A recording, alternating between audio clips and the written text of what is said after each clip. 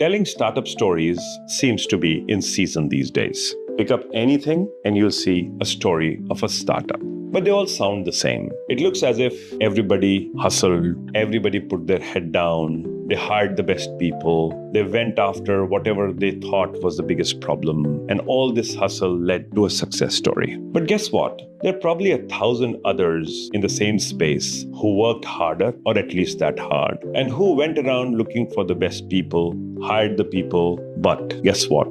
Did not succeed. The stories are normally told by the successful ones. The successful startups, the founders come forward, tell you a story, and everybody believes that is the gospel truth. What they don't know is what failed, because failure stories rarely get told. We would benefit far more if we had more failure stories which told people what not to do or how things went wrong. They tell more about the success and failure of a startup in terms of teaching than only success stories. This is called survivorship bias. Let me tell you an interesting story of survivorship bias. In Second World War, Britain decided to evaluate its Spitfire fleet and see what they could do to make it better. So they evaluated all the Spitfires which came back after fighting big battles over Germany, evaluated all the places where they had bullet holes which they had survived, brought them over, and decided to actually put more armor on those places where they had bullet holes. Well,